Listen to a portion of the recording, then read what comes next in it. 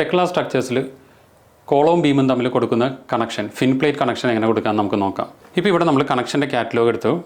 Fin plate എന്ന് പറഞ്ഞ കണക്ഷൻ്റെ number 146.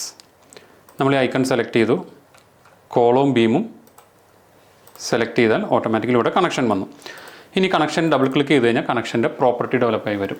ഈ പ്രോപ്പർട്ടിയിൽ നമ്മൾ മെയിനായിട്ട് ശ്രദ്ധിക്കേണ്ടത് 1 എന്ന് വെച്ചാൽ മെയിൻ പാർട്ട്, 2 എന്ന് വെച്ചാൽ സെക്കൻഡറി പാർട്ട്.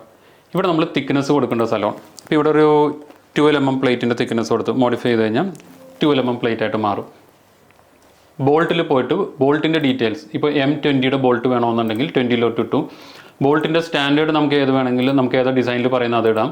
ഇനി ഹോൾ, ഇപ്പോൾ 22 ഡയയുടെ ഹോളാണ് കൊടുക്കുന്നതെങ്കിൽ ഇവിടെ നമ്മളൊരു 2 mm കൊടുത്തു കഴിഞ്ഞാൽ 22ൻ്റെ ഹോൾ വരും. ഇനി ഇവിടെ ബോൾട്ടിൻ്റെ നമ്പേഴ്സ്, ഇപ്പോൾ എനിക്ക് ഈ ഡയറക്ഷനിൽ 1 നമ്പർ ബോൾട്ടും ഹൊറിസോണ്ടൽ ഡയറക്ഷനിൽ 2 നമ്പർ ബോൾട്ടും വേണമെന്ന് കരുതുക. ഇപ്പോൾ അവിടെ ബോൾട്ട് മാറി.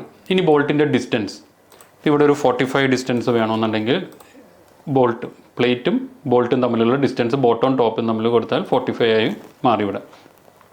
അതേപോലെ ഹൊറിസോണ്ടൽ ബോൾട്ട് നമ്മൾ 2 ബോൾട്ട് കൊടുത്ത ബോൾട്ട് ഡിസ്റ്റൻസ് 60 കൊടുത്തു,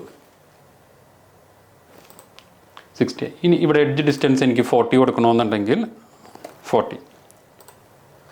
ഓക്കെ, ഇവിടെയും ഒരു ഡിസ്റ്റൻസ് നമുക്കിപ്പോൾ ബീമിൻ്റെ ടോപ്പിൽ നിന്ന് ബോൾട്ടിൻ്റെ സെൻറ്റർ വരെയുള്ള ഒരു ഡിസ്റ്റൻസ് അലൈൻ ചെയ്യണമെന്നുണ്ടെങ്കിൽ അത് നമ്മളിവിടെ കൊടുത്തു. ഓക്കെ, അപ്പോൾ ഇങ്ങനെയാണ് നമ്മളൊരു സോഫ്റ്റ്വെയറിൽ ഫിൻ പ്ലേറ്റ് കണക്ഷൻ ചെയ്യുമ്പോൾ നമ്മൾ മേജറായിട്ട് നോക്കേണ്ട കുറേ കാര്യങ്ങളൊക്കെ.